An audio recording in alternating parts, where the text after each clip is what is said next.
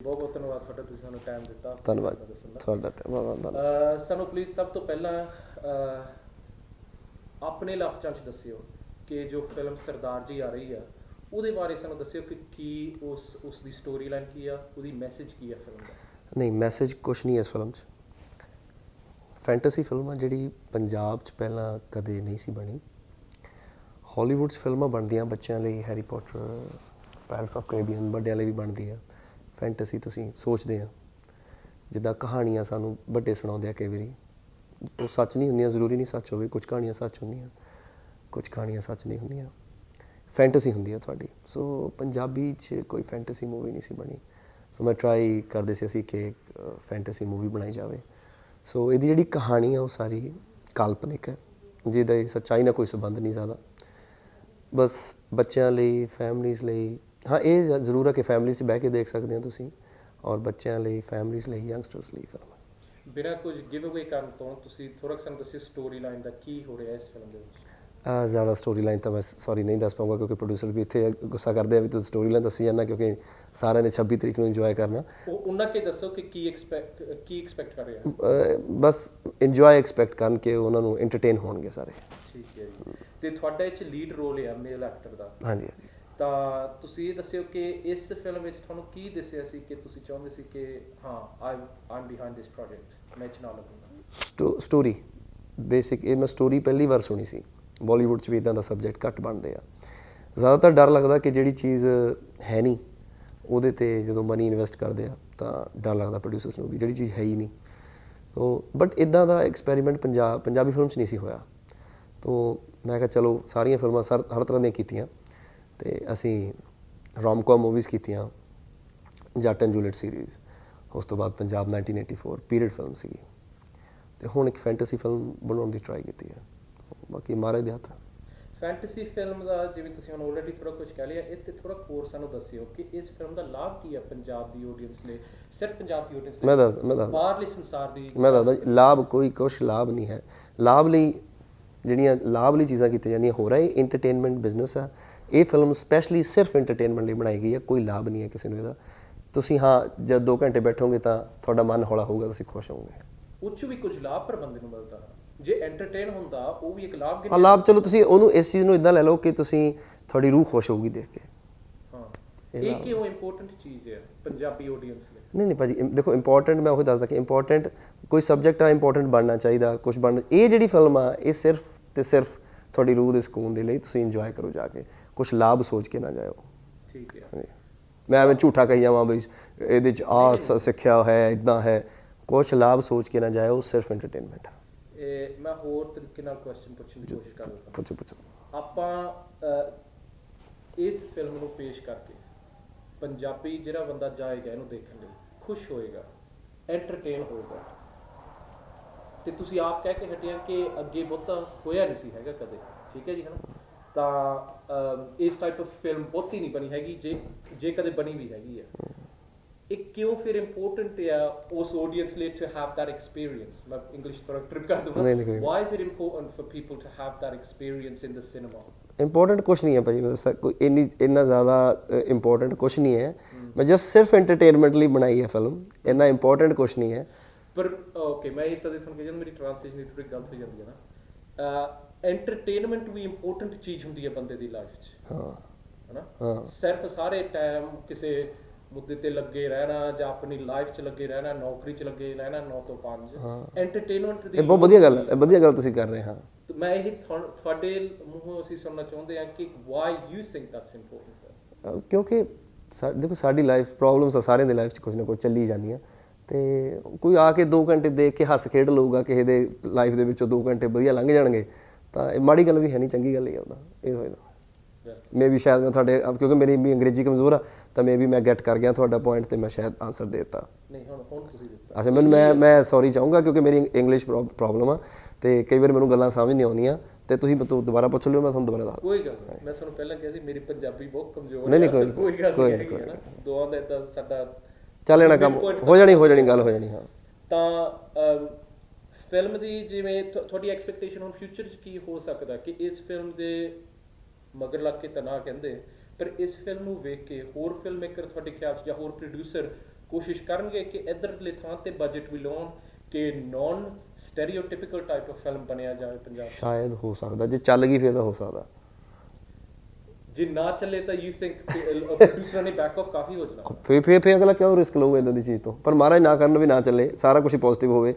ਸਾਡਾ trailer positive ਆ, ਸਾਡੇ ਗਾਣੇ ਵੀ ਵਧੀਆ ਪੋਜ਼ਿਟਿਵ ਜਾ ਰਹੇ ਆ, ਸੋ ਸਾਰੇ ਹਾਈਪ ਵੀ ਵਧੀਆ ਬਣੀ ਹੋਈ ਆ, ਤੇ ਮਹਾਰਾਜ ਕਿਰਪਾ ਕਰਨ। ਇੰਜੋਇਮੈਂਟ ਵੀ ਪੂਰਾ ਫਿਲਮ ਦੇ ਵਿੱਚ ਸਾਰਿਆਂ ਨੇ ਆਪਣਾ 100% ਦਿੱਤਾ ਆ, ਤੇ ਬਾਕੀ ਤਾਂ ਮਹਾਰਾਜ ਦੀ ਮਰਜ਼ੀ ਆ। ਸਾਰੀਆਂ ਫਿਲਮਾਂ ਤਾਂ ਕਿਸੇ ਦੀਆਂ ਵੀ ਨਹੀਂ ਚੱਲਦੀਆਂ, ਤੇ ਬਾਬਾ ਮਹਾਰਾਜ ਕਿਰਪਾ ਕਰਨਗੇ। ਠੀਕ ਹੈ। ਇਹ ਤੁਸੀਂ ਜਿੱਦਾਂ ਇੱਕ ਐਕਟਰ ਹੋਣ ਦੇ ਕਰਕੇ ਤੁਸੀਂ ਮੈਨੂੰ ਦੱਸੋ ਕਿ ਤੁਹਾਡੀ ਫਿਊਚਰ ਪ੍ਰੋਗਰੈਸ਼ਨ ਹੈ, ਤੁਸੀਂ ਕੀ ਵੇਖ ਰਹੇ ਹੋ? ਜਿਵੇਂ ਜੱਟ ਐਂਡ ਜੂਲੀਅਟ ਫਿਲਮ ਤੁਹਾਡੀ ਹੋਈ, ਤੁਸੀਂ ਆਪ ਕਹਿ ਕੇ ਹਟਿਆ ਕਿ ਜਿਵੇਂ ਪੰਜਾਬ 1984 ਪੀਰੀਅਡ ਦੀ ਹੋ ਗਈ ਸੀ, ਆਹ ਫੈਂਟਸੀ ਫਿਲਮ ਆ।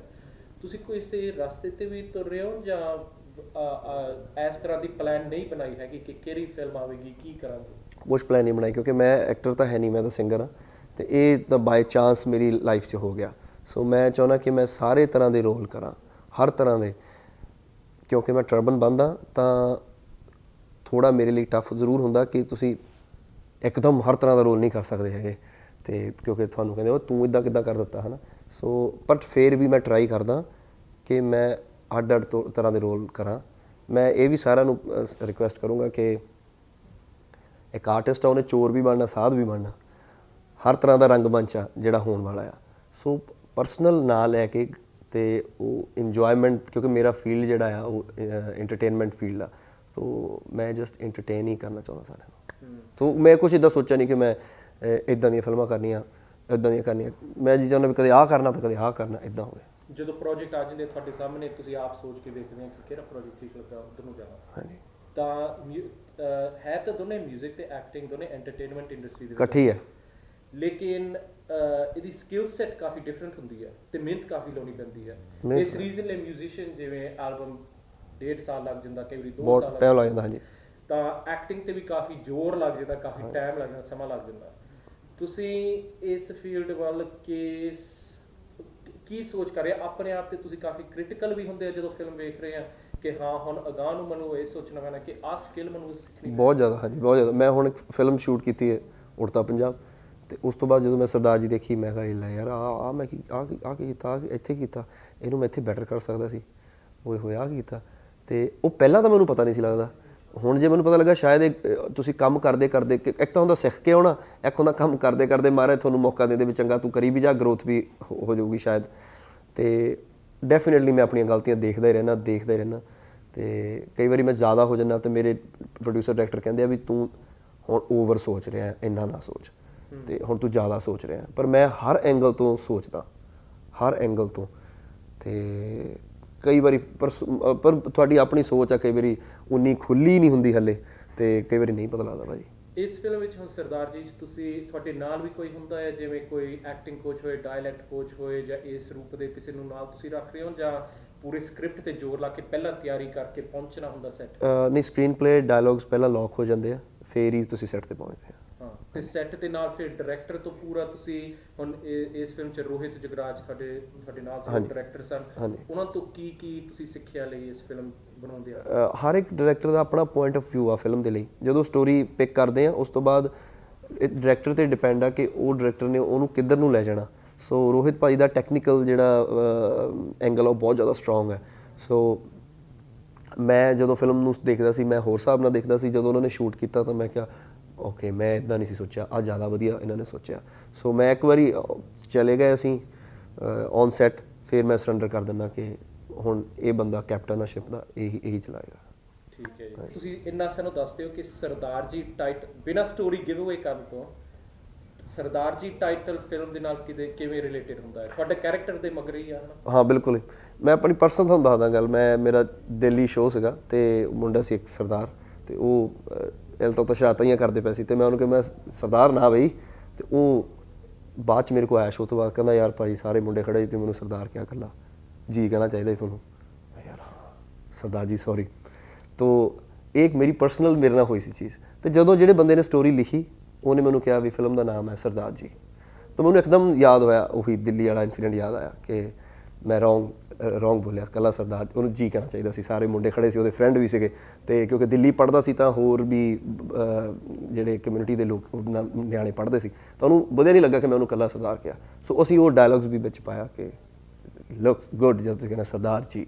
ਤੇ ਇਸ ਰੀਜ਼ਨ ਲਈ ਫਿਰ ਟਾਈਟਲ ਰੱਖਿਆ ਗਿਆ। ਫਿਲਮ ਕਾਫੀ ਅਗੇਨ ਮੈਂ ਕਹਿੰਦਾ ਫਿਰ ਤੁਸੀਂ ਬਹੁਤਾ ਨਹੀਂ ਗਿਵ ਕਰਨਾ ਚਾਹੁੰਦੇ, ਪਰ ਫਿਲਮ ਇੱਕ ਮੇਨ ਸੈਂਟਰਲ ਕੈਰੈਕਟਰ ਦੇ ਆਲੇ ਦੁਆਲੇ ਘੁੰਮਦੀ ਹੈ, ਤੇ ਆਪਾਂ ਇੰਨਾ ਅੰਦਾਜ਼ਾ ਲਾ ਸਕਦੇ ਹਾਂ ਕਿ ਸਰਦਾਰ ਜੀ ਨੇ ਇਸ ਫਿਲਮ ਵਿੱਚ ਕਾਫੀ ਆਪਣੀ ਇੰਪੈਕਟ ਦੇ ਕੇ ਸਾਰਿਆਂ ਨੂੰ ਖੁਸ਼, ਸਾਰਿਆਂ ਦੀ ਹੈਲਪ ਕਰਦੇ ਆ। ਤੇ ਪਰ ਇਦਾਂ ਨਹੀਂ ਹੈ ਵੀ ਕੁਝ ਸਿੱਖਣ ਨੂੰ, ਮੈਂ ਤੁਹਾਨੂੰ ਦੱਸਾਂ ਕਿ ਉਹ ਵੀ ਜੇ ਸਿੱਖਣ ਨੂੰ ਇਦਾਂ ਦੀ ਕੋਈ ਗੱਲ ਨਹੀਂ, ਇਹ ਇੰਜੋਏ ਕਰਨ ਨਿਆਣੇ, ਆਪਣੀ ਫੈਮਿਲੀ ਓਰੀਐਂਟਡ ਫਿਲਮ ਆ, ਫੈਮਿਲੀ ਜਾ ਕੇ ਦੇਖ ਸਕਦੀ ਹੈ, ਸਾਰੀ ਫੈਮਿਲੀ ਨਾਲ ਬਹਿ ਕੇ ਤੁਸੀਂ ਦੇਖ ਸਕਦੇ ਹੋ। ਆਖਰੀ ਸਵਾਲ, ਇਹ ਜਿਵੇਂ ਇਹ ਫਿਲਮ ਲਿਖੀ ਹੋਈ ਧੀਰਜ ਰਤਨ ਨੇ, ਤੇ ਉਹਨਾਂ ਦੇ ਪਿਛਲੀਆਂ ਫਿਲਮਾਂ ਜੱਟ ਐਂਡ ਜੂਲੀਅਟ ਤੁਸੀਂ ਵਿੱਚ ਸੀ, ਰੋਮੀਓ ਰਾਂਝਾ, ਹੋਰ ਇਸ ਟਾਈਪ ਆਫ ਫਿਲਮਾਂ, ਤੇ ਮੈਂ ਉੱਥੇ ਲਾਸਟ ਕੁਐਸਚਨ ਮੁੜ ਕੇ ਉੱਥੇ ਆਉਂਦਾ ਜਿੱਥੇ ਆਪਾਂ ਪਹਿਲਾਂ ਸੀ ਕਿ ਇਹ ਨਾ ਪੰਜਾਬ ਦੀ ਫਿਲਮ ਇੰਡਸਟਰੀ ਦੇ ਵਿੱਚ ਬਹੁਤੀਆਂ ਫਿਲਮਾਂ ਸੇਮ ਟਾਈਪ ਆਫ ਫਿਲਮ ਬਣੀ ਜਾਂਦੀਆਂ। ਜੋ ਆਪਾਂ ਪੰਜਾਬੀ ਹੋ ਕੇ ਬਾਹਰ ਵੈਸਟ ਵਿੱਚ ਵੇਖ ਰਹੇ ਹਾਂ, ਅਸੀਂ ਜੋ ਵੈਸਟਰਨ ਸਿਨੇਮਾ ਵੇਖੀਦਾ ਜਾਂ ਅਸੀਂ ਯੂਰਪੀਅਨ ਸਿਨੇਮਾ ਵੇਖੀਦਾ, ਉੱਥੇ ਕਾਫੀ ਮਲਟੀਪਲਿਸਿਟੀ ਹੁੰਦੀ ਹੈ ਫਿਲਮਾਂ ਦੀ, ਟਾਈਪ ਦੀ ਤੇ ਇੰਡਸਟਰੀ ਦੀ। ਹੁਣ ਸਾਡੇ ਖਿਆਲ ਦੇ ਵਿੱਚ ਪੰਜਾਬ ਵਿੱਚ ਵੀ ਇਸ ਰੂਪ ਦੇ ਡਿਫਰੈਂਟ ਅਲੱਗ-ਅਲੱਗ ਸਟਾਈਲ ਹੋਣੇ ਚਾਹੀਦੇ ਆ, ਜਿਸ ਵਿੱਚ ਸਾਨੂੰ ਵੀ ਫਿਰ ਖੁਸ਼ੀ ਮਿਲਦੀ ਹੈ ਜਦ ਸਾਨੂੰ ਪਤਾ ਲੱਗਦਾ ਕਿ ਪੰਜਾਬ 'ਚ ਹੁਣ ਫੈਂਟਸੀ ਫਿਲਮ ਬਣ ਰਹੀ ਆ, ਤੇ ਐਦਾਂ ਨਹੀਂ ਕਿ ਹੈਰੀ ਪੋਟਰ ਦੀ ਮਿਮਿਕ ਕਰਕੇ ਕਾਪੀ ਕਰਕੇ ਬਣਾਉਂਦੇ ਆ ਨਾ, ਜਿਵੇਂ ਮੁੰਬਈ 'ਚੋਂ ਕਾਫੀ ਐਦਾਂ ਆਉਂਦੀਆਂ ਹੁੰਦੀਆਂ। ਸੋ ਇਸ ਰੂਪ 'ਚ ਤੁਸੀਂ ਸਾਨੂੰ ਥੋੜਾ ਦੱਸਿਓ ਤੁਹਾਡੀ ਕੀ ਫਰਮਾਇਸ਼ ਕਹੀਦੀ ਹੈ, ਕੀ ਹੁੰਦੀ ਹੈ, ਕਿ ਤੁਹਾਡੀ ਕੀ ਸੋਚ ਹੁੰਦੀ ਹੋਵੇਗੀ ਕਿ ਪੰਜਾਬੀ ਸਿਨੇਮਾ ਵਿੱਚ ਸਿਰਫ ਫੈਂਟਸੀ ਨਹੀਂ ਪਰ ਹੋਰ ਸਾਰੇ ਸਟਾਈਲ ਦੇ, ਹੌਰਰ ਫਿਲਮ ਵੀ ਆਵੇ, ਕੋਈ ਮਿਊਜ਼ੀਕਲ ਵੀ ਆਏ, ਜਾਂ ਆਪਣੇ ਐਕਸ਼ਨ ਫਿਲਮ ਹੋਰ ਰੂਪ ਦੇ ਆਉਣ, ਨਾਟ ਜੋ ਇਸ ਵੇਲੇ ਆਉਂਦੀ ਆ। ਹਾਂ ਬਿਲਕੁਲ, ਦੇਖੋ ਜਿੱਦਾਂ ਅਸੀਂ ਫੈਂਟਸੀ ਮੂਵੀ ਬਣਾਈ ਤਾਂ ਹੈ, ਤਾਂ ਪਹਿਲਾਂ ਸਾਰਿਆਂ ਨੂੰ ਕਿਉਂਕਿ ਬਣੀ ਨਹੀਂ ਸੀ, ਤਾਂ ਸਾਰਿਆਂ ਨੂੰ ਲੱਗਦਾ ਕਿ ਸਾਰੇ ਸੇਫ ਖੇਡਣਾ ਚਾਹੁੰਦੇ ਆ, ਬਿਕੋਜ਼ ਆਫ ਸ਼ੁਰੂ ਹੋਇਆ ਨੂੰ ਬਹੁਤ ਘੱਟ ਟਾਈਮ ਹੋਇਆ ਹਲੇ, ਜਦੋਂ ਦੁਬਾਰਾ ਗਰੋ ਕੀਤੀ ਇੰਡਸਟਰੀ ਥੋੜਾ ਟਾਈਮ ਹੋਇਆ, ਔਰ ਆਡੀਅנס ਵੀ ਲਿਮਿਟਡ ਆ। ਇੰਗਲਿਸ਼ ਵਾਲਿਆਂ ਦੀ ਤਾਂ ਆਡੀਅנס ਇਸ ਵਕਤ ਤੁਸੀਂ ਦੇਖੋਗੇ ਇੰਡੀਆ 'ਚ ਕਿੰਨਾ ਬਿਜ਼ਨਸ ਕਰਦਾ ਹੈ, ਸੋ ਹੈ ਨਾ, ਤਾਂ ਪੰਜਾਬੀ ਆਡੀਅנס ਵੀ ਲਿਮਿਟਡ ਹੈ, ਸੋ ਉਹਦਾ ਬਜਟ ਵੀ ਇੱਕ ਸਰਟਨ ਲਿਮਿਟਡ ਉਨਾ ਹੀ ਹੁੰਦਾ ਆ ਕਿ ਉਹਨਾਂ ਨੇ ਪ੍ਰੋਡਿਊਸਰ ਨੇ ਰਿਕਵਰੀ ਵੀ ਕਰਨੀ ਹੈ। ਐਟ ਦਾ ਐਂਡ ਹਰ ਬੰਦਾ ਪੈਸਾ ਬਣਾ ਰਿਹਾ ਆ, ਤਾਂ ਇਹ ਬਿਜ਼ਨਸ ਹੈ, ਤਾਂ ਬਿਜ਼ਨਸ 'ਤੇ ਪੈਸਾ ਲਾਉਂਦਾ ਹੈ, ਅਤੇ ਬਿਜ਼ਨਸ ਕੱਢਣਾ ਵੀ ਚਾਹੁੰਦਾ ਜਿਹੜਾ ਬੰਦਾ ਪ੍ਰੋਡਿਊਸਰ ਹੈ। ਅਸੀਂ ਆਰਟਿਸਟ ਆ, ਅਸੀਂ ਪਿਆਰ ਵੀ ਕਰਦੇ ਹਾਂ, ਪਰ ਸਾਡਾ ਕੰਮ ਵੀ ਹੈ, ਸਾਡਾ ਬਿਜ਼ਨਸ ਵੀ ਹੈ ਇਹ। ਸੋ ਪ੍ਰੋਡਿਊਸਰਸ ਵੀ ਤਾਂ ਹੀ ਰਿਪੀਟ ਹੁੰਦੇ ਜੇ ਉਹਨਾਂ ਦੇ ਪੈਸੇ ਰਿਪੀਟ ਹੁੰਦੇ ਆ, ਨਹੀਂ ਤਾਂ ਬੰਦਾ ਰਿਪੀਟ ਨਹੀਂ ਹੁੰਦਾ। ਸੋ ਥੋੜ੍ਹਾ ਜਿਹਾ ਟਾਈਮ ਤਾਂ ਲੱਗੂਗਾ ਡਿਫਰੈਂਟ ਜਿਹੜੇ ਸਬਜੈਕਟਸ ਆਉਣ ਨੂੰ। ਸੋ ਇਟਸ ਲਾਈਕ ਜਿੱਦਾਂ ਪਹਿਲਾਂ ਸਾਡੇ ਰੋਮ-ਕੌਮ ਸੀ, ਉਦੋਂ ਰੋਮ-ਕੌਮ ਵੀ ਜ਼ਿਆਦਾ ਨਹੀਂ ਸੀ ਬਣਦੇ ਹੁੰਦੇ, ਪੰਜਾਬੀ 'ਚ ਰੋਮ-ਕੌਮ ਘੱਟ ਬਣਦੀ ਹੁੰਦੀ ਸੀ, ਅਤੇ ਫਿਰ ਪੀਰੀਅਡ ਫਿਲਮ ਪੰਜਾਬ 1984, ਉਦੋਂ ਸਾਰਿਆਂ ਨੂੰ ਡਰ ਲੱਗਦਾ ਕਿ ਯਾਰ ਬੈਨ ਨਾ ਹੋ ਜਾਵੇ ਜਾਂ ਇੱਦਾਂ ਕੁਛ ਹੋ ਜਾਵੇ ਤਾਂ ਇਹ ਕੀ ਹੋਊਗਾ, ਸਾਡਾ ਤਾਂ ਪੈਸਾ ਲੱਗ ਜਾਊਗਾ, ਸੋ ਉਹ ਵੀ ਡਰ ਲੱਗਦਾ ਸੀ। ਹੁਣ ਫੈਂਟਸੀ ਫਿਲਮਾਂ ਵੀ ਇਹ ਤਾਂ ਹੈ ਹੀ ਨਹੀਂ, ਅਤੇ ਇਹ ਤੁਸੀਂ ਇਹ 'ਤੇ ਵੀ ਪੈਸਾ ਲਾ ਰਹੇ ਆ। ਸੋ ਮੈਂ ਪ੍ਰੋਡਿਊਸਰ ਦਾ ਡਰ ਵੀ ਸਮਝਦਾ, ਕਿਉਂਕਿ ਆਡੀਅנס ਲਿਮਿਟਡ ਆ। ਹਿੰਦੀ ਦੀ ਬਹੁਤ ਆ, ਹਾਲੀਵੁੱਡ ਦੀ ਤਾਂ ਬਹੁਤ ਹੀ ਜ਼ਿਆਦਾ ਆਡੀਅנס ਆ, ਉਹ ਇੰਨੇ ਪ੍ਰਿੰਟ ਰਿਲੀਜ਼ ਹੁੰਦੇ ਆ, ਉਹ ਫਸਟ ਡੇ ਇੰਨੀ ਵੱਡੀ ਕਲੈਕਸ਼ਨ ਹੋ ਜਾਂਦੀ ਆ। ਸੋ ਸਾਡੀ ਆਡੀਅנס ਬਹੁਤ ਲਿਮਿਟਡ ਆ, ਫਿਰ ਸਾਨੂੰ ਪ੍ਰਿੰਟਸ ਵੀ ਘੱਟ ਮਿਲਦੇ ਆ, ਸਾਨੂੰ ਸਕਰੀਨਸ ਵੀ ਘੱਟ ਮਿਲਦੀਆਂ, ਬਟ ਅਸੀਂ ਟਰਾਈ ਕਰਦੇ ਪਏ ਆ। ਹੌਲੀ ਹੌਲੀ ਮੈਨੂੰ ਲੱਗਦਾ ਬਹੁਤ ਸਾਰੇ ਸਬਜੈਕਟ ਬਣਨੇ ਸਟਾਰਟ ਹੋ ਜਾਣਗੇ, ਜੇ ਅਸੀਂ ਵੀ ਦੇਖਣ ਵਾਲੇ ਆਪਣਾ ਥੋੜਾ ਮਾਈਂਡ ਸੈਟਅਪ ਕਰੀਏ ਕਿ ਯਾਰ ਨਹੀਂ ਯਾਰ ਅਸੀਂ ਆ ਵੀ ਦੇਖਾਂਗੇ, ਹੁਣ ਚਲੋ ਆ ਵੀ ਦੇਖਦੇ ਆ, ਆ ਵੀ, ਇਹ ਨਹੀਂ ਕਿ ਸਿਰਫ ਹੱਸਣਾ ਹੀ ਆ ਜਾਂ ਆਹ ਹੀ ਕਰਨਾ ਆ। ਮੈਨੂੰ ਖੁਦ ਲੱਗਦਾ ਸੀ ਕਿ ਜਦੋਂ ਅਸੀਂ 84 ਸ਼ੂਟ ਕੀਤੀ ਸੀ ਕਿ ਸੀਰੀਅਸ ਸਬਜੈਕਟ ਆ, 2.5 ਘੰਟੇ ਦੀ ਫਿਲਮ ਆ, ਜ਼ਿਆਦਾਤਰ ਮੇਰੀਆਂ ਫਿਲਮਾਂ 2-2.25 ਘੰਟੇ ਦੀਆਂ ਹੁੰਦੀਆਂ, ਅਤੇ ਲੋਕ ਬੈਠਣਗੇ, ਦੇਖਣਗੇ, ਇਮੋਸ਼ਨ ਸਮਝ ਵੀ ਆਊਗਾ ਜਾਂ ਗਿਵ ਅਪ ਕਰ ਜਾਣਗੇ, ਅਤੇ ਮੈਨੂੰ ਵੀ ਡਰ ਲੱਗਦਾ ਸੀ। ਬਟ ਉਹ ਹੋਈ, ਫਿਲਮ ਆਈ, ਚਲੋ ਸਾਡੀ film national award, regional national award film ਨੂੰ ਮਿਲਿਆ ਪੰਜਾਬ 1984। ਸੋ ਮੈਨੂੰ ਲੱਗਦਾ ਕਿ ਜਦੋਂ ਪ੍ਰੋਡਿਊਸਰਸ ਨੂੰ ਲੱਗਦਾ ਕਿ ਹਾਂ ਇਹ ਸਬਜੈਕਟ ਬਣ ਰਹੇ ਆ, ਲੋਕੀ ਵੀ ਦੇਖ ਰਹੇ ਆ, ਫਿਰ ਉਹ ਵੀ ਪੈਸਾ ਇਨਵੈਸਟ ਕਰਨਗੇ। ਓਕੇ, ਬਹੁਤ ਬਹੁਤ ਧੰਨਵਾਦ। ਵਾਹ, ਮਹਾਰਾਜ ਤੁਹਾਨੂੰ ਚੜ੍ਹਦੀਆਂ ਕਲਾ ਰੱਖਣ, ਤੇ ਤੁਸੀਂ ਤੰਦਰੁਸਤੀਆਂ ਬਖਸ਼ਣ। ਬਹੁਤ